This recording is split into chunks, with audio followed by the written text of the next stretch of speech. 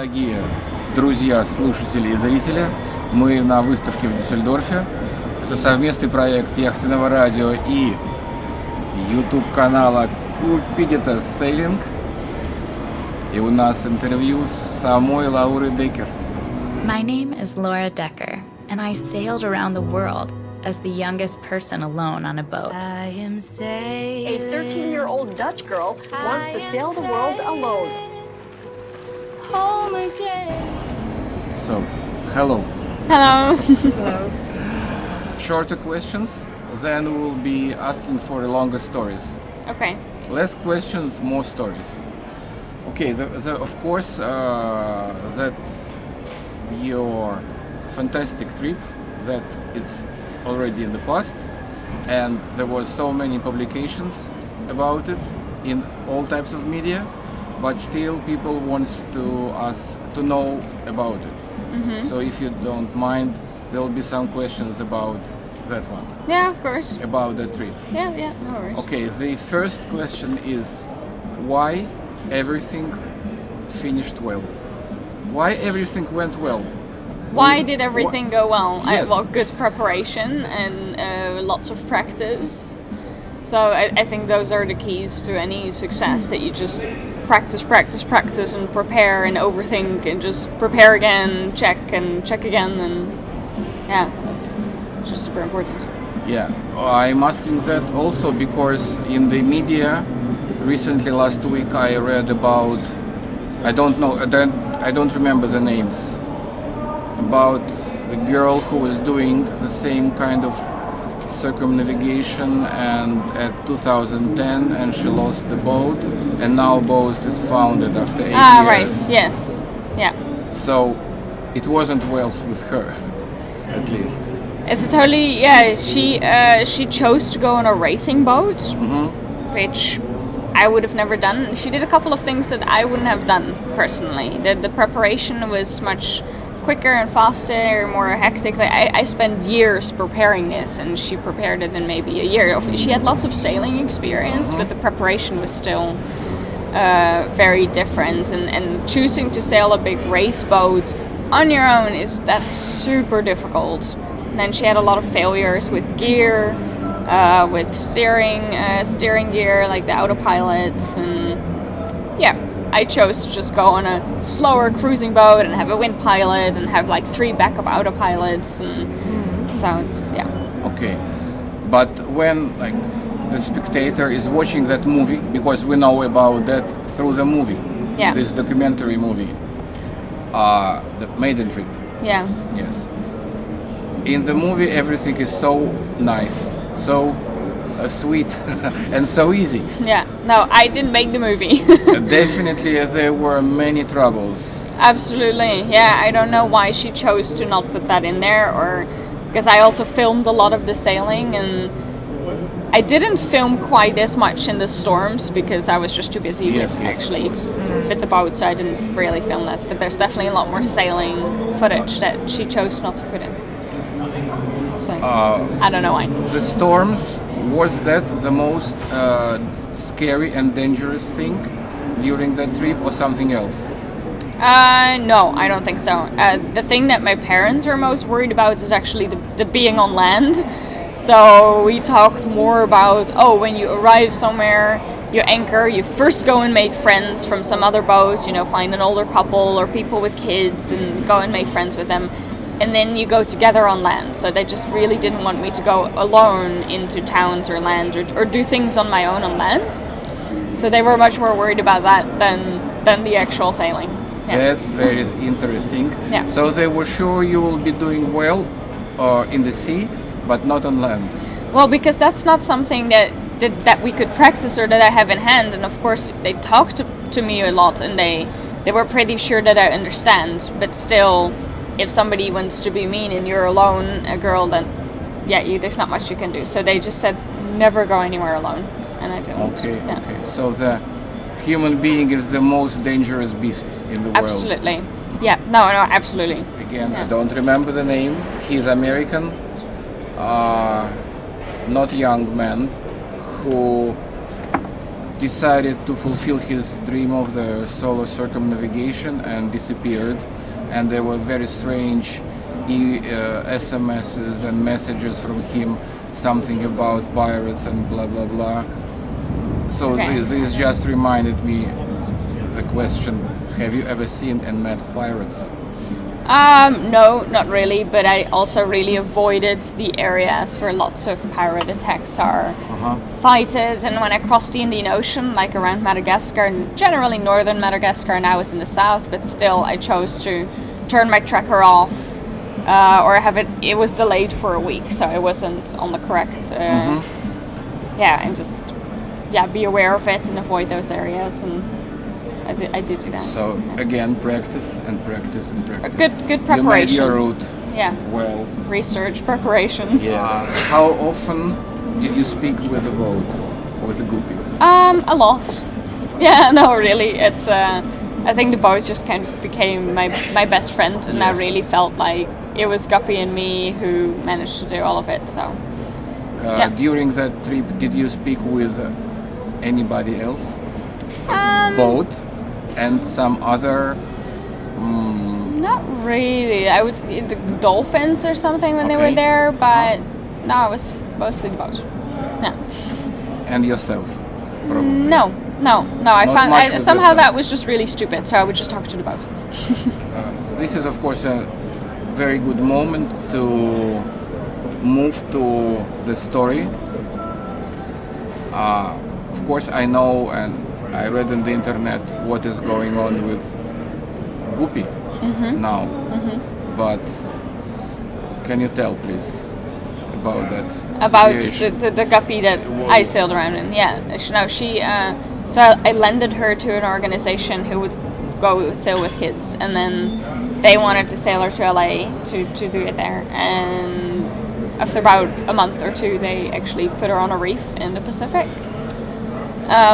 But I think the worst thing is that they just didn't contact me. I saw one or two pictures the whole time, and the first picture, I'm sure they could have gotten her off the reef if they would have contacted me. I could have told them do this and that, and then they could have saved her, but they didn't tell me. They didn't tell me anything, and they just left the boat there, and they stepped off the boat and just left it, and then didn't tell me anything. So I think that's kind of the most frustrating part, that they just treated it as a piece of plastic, which for me it isn't.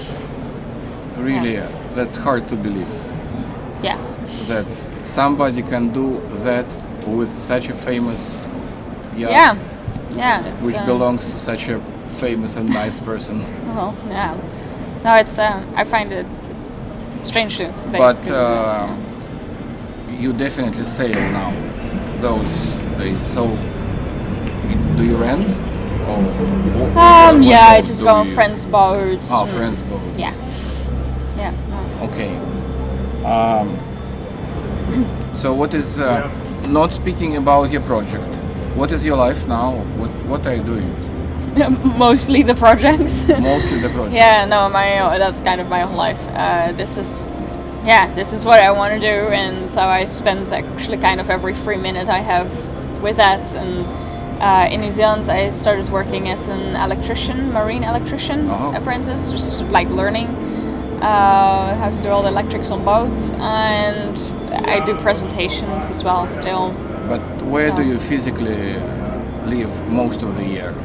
Well, my home base is New Zealand, but then for the project I came back to Europe end of last year, and I've been here just to work on the project and probably stay here for a bit longer, but my home base is definitely still New Zealand. Yeah. And when were you there last time?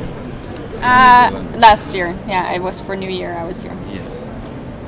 Okay, so now let's speak about the project. Yes. You speak, Yeah. and I record. All right. So I think after the trip, like especially from the presentations and people would ask questions, and then I realized how much I learned from it. It's you just walk into yourself all the time. If something goes wrong, there's nobody to help you, and you just, if something breaks and it's like, oh, I should have done that differently, and so you really get to know yourself in a very fast, intense way.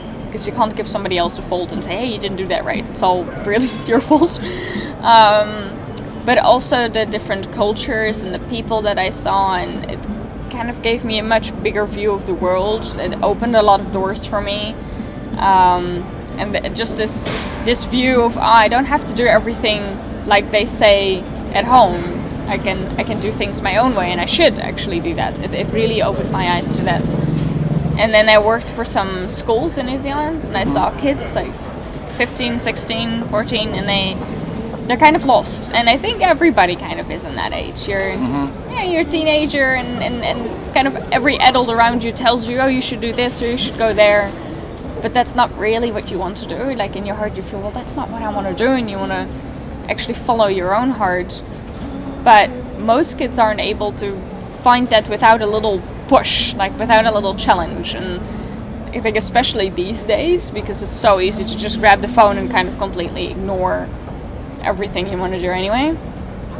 So I think it's super important, especially for this age group, to just go out and leave it all behind for a little while. No phone, get out on the water, find yourself, talk to each other. So the plan is to have a big boat, like 24 meters, and then take groups of 12 students on the boat, so 13 to 17 years old. And they need to do everything themselves. So they need to sail the boat, they need to cook and clean and navigate and just do everything. I'm there if it really should go wrong. But they need to do it. So it's like an intensive course of getting to know yourself and preparing for this adulthood, which I'm convinced like theory and school, especially here, doesn't do that quite enough. And now you are looking for some support. Exactly. Because the step number one is to have the boat. Well, step number one was preparing everything, seeing if it's viable, and designing the boat, and now step number two is actually getting the money to build the boat. And step number three is then sailing with kids. Yes. So we're now at step number two, finding sponsors and financing and building the boat. So the fundraising, that's what is most important now. Yeah, absolutely. Yeah. Okay. I print out of the comments in our Facebook group. The radio has the group in the Facebook. It's called. Oh yes, this is the question. Do you? They were like before you became the youngest. There were other girls who were the youngest. So do you keep any contacts with those who were before you? Yeah, I am in pretty good contact with Tanya Abbey, who already quite a while ago and he sailed around, and she was then the youngest, but this was in the time of sextants, and she did it in a little 8-meter boat, so okay. I'm in good contact with her because I think her trip was the most like me. She also stopped a lot, and she was really just exploring the world. Really, it was the sailing was good, but it was just getting to know herself and the world and finding this place. And for me, it was the same. And then the other ones that were kind of all around the same time that I did it, I think they were more chasing a record. And in the end, somehow I did get the record, but that wasn't the main purpose. And I think also partly because that wasn't my main goal, I maybe got it. Yes. It always happens like that. Yeah. But then, Jessica Watson, I know personally. She is the youngest to sail non-stop around the world. And Abby, sadly failed. I don't have a lot of contact to her. I met Mike Perham once. He did it as well. I think he was 17 when he finished. So, they were all kind of around the time that I did it. Have you seen, from time to time there are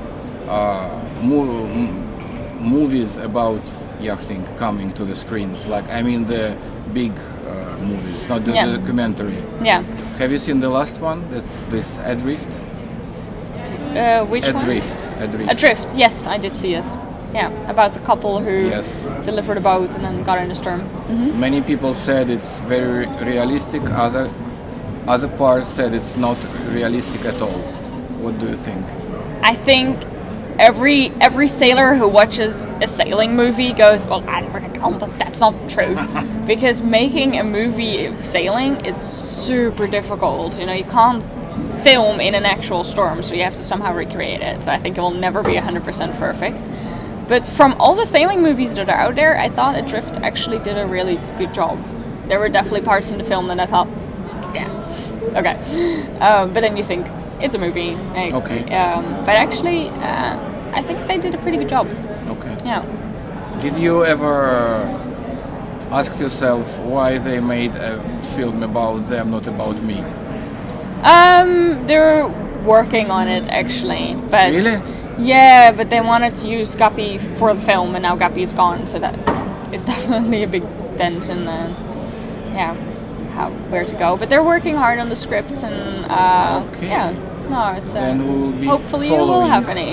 Yes. Great. Well, I think I have asked almost all. I think I am done, and now Anya asks. Yeah, I want to ask you several questions, like woman to woman. Okay. Should I go? Or should Yeah, I because stay? we are living on the boat 2.5 years on our own boat and Yes. traveling. Mm-hmm. Yeah. So, what did you miss more, a man's shoulder or washing machine in your trip? Neither.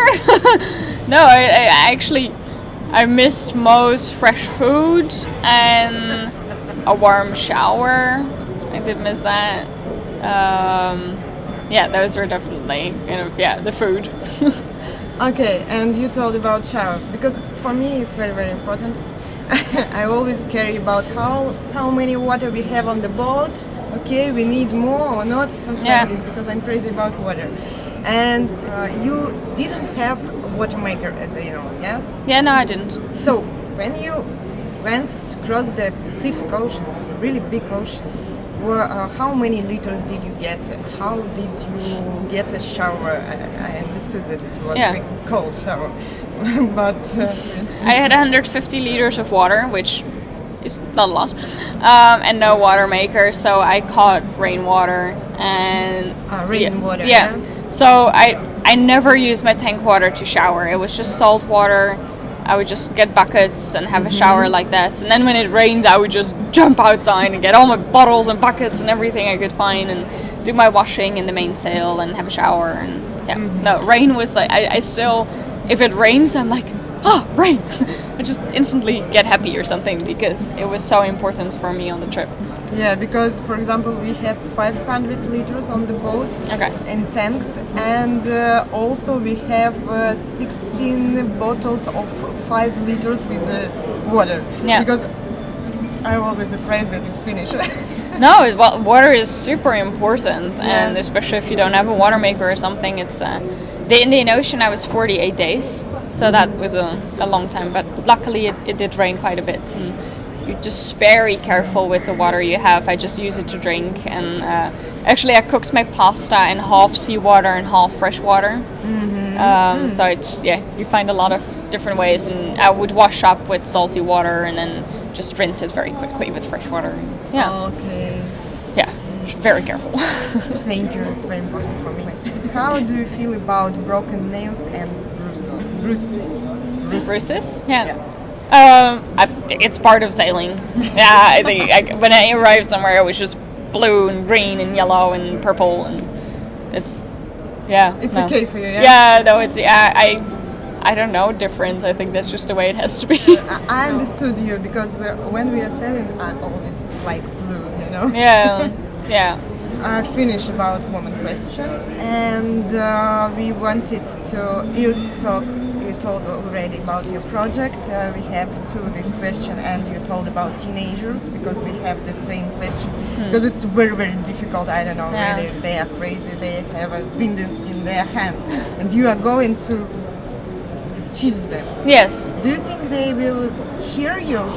I think they will, because I was that age when I did it. You know, I was 14, 15, 16, and so I think this trip, it's something that I will never forget. I remember almost every day out there. It's such a amazing experience that I think I can relate to the kids very well. I remember it very well, and I know the feeling I had that I needed to go, that I needed to do my own thing, that I needed to find myself. That's I can relate to it well. So I think that helps a lot that I did that when I was their age, so they can actually relate to that a bit better. So you're like a ideal for them, so they can hear you, yeah? Yeah, I hope so. I still know they're teenagers, so they probably won't listen just like I did.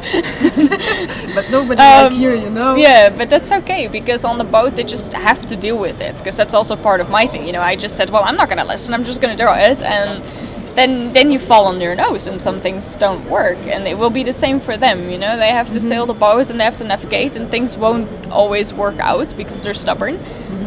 But that's exactly the point. That's what should happen. They should not always manage and see, oh, okay, this didn't work. How should we do it? So you're preparing for it, you know? Absolutely. I know it won't be easy. Okay, great. Anyway, about your YouTube channel, because you have not many subscribers, and of course after this interview, when we will make a video, we will make a link to your YouTube channel. Yeah. And we want to ask you if you want to find an investor. I think it's one of the great way to do it. Maybe you can find, maybe some friends can help you to make these videos. Yeah. Because, for example, I'm sure that a lot of our subscribers subscribe to you because they are really interested in this experience. Almost my mother should do it. Because she always afraid about storm and so on. Okay. Ребята, обязательно подписываемся на канал Лауры, ссылка в описании. Я уверена, она будет продолжать снимать видео. Yeah, because my mom is always afraid of... Your parents told you that be careful on the land. My mom was always be careful on the sea. I'm always afraid of storm and so on. Oh, okay, interesting, yeah. Well, with the YouTube channel, I actually kind of just started it, because when I sailed around, I didn't have any social media. Like, I had no Facebook, no YouTube, just nothing, only my website. Because that was just, that's not my thing. I love sailing, and the social media and the computers and the internet, I actually really don't like it. But in these days, in this world, you need it. It's super important. So then I made a Facebook and I made a YouTube. But I need some help in getting it going. And the YouTube, I think I just, like 2 months ago, I actually started doing something with it. I put some videos on it, so I didn't... more, because for example when we start it was so difficult for us really to make a video, but after it became to be easy. Laura, and that we talked before interview about Patreon. Also, if you want to find investors, a lot of people, I'm sure that a lot of people want to help you. So if you will develop Patreon. Yeah, I'm absolutely aware of it, and I know it, and that's why I started it. But I'm a sailor, I can work with kids, I can teach, I can't make movies. So I need volunteers, or I need people that can make the videos, that can help me with that can help me with social media. Yeah. Because I feel like a spider with 1,000 legs who can do a lot, and that's something that I really am. It's a good idea to make a video, one of the first video, that you need volunteers for making this, to realize this project, because it's really great. It's really great. Yeah, no, I'm working on it. Yeah, I'll do that. We hope that you win. Really. I will. No, I will. It's just right in the beginning, and there's 1 million things to do. So, but I'm working on it. You're a strong woman, so I believe in you. No. And the latest, not a question, it's just a maybe wish. Could you wish our subscribers something that they shouldn't afraid to do a first step? Could you wish something? Yeah, of course. No, it's I think not just with sailing, but with anything, you should not be afraid to go. And the first step is always the scariest. You know, when I left, or when I made this decision that I'm going to sail around the world, that was the scariest thing to do. But once I had in my head, I'm going to do it, it became a bit easier. And then the same with the first voyage that I did, that was super scary. But once I then arrived, it was like, oh, good, and then you can go. But the first step is scary. You just need to go through it. You need to put in your head, going to do it, take little steps, and then you actually get really far. Great. Thank you very much for your time. All right. Nice to meet you. Really, Yeah, very likewise. much. Likewise.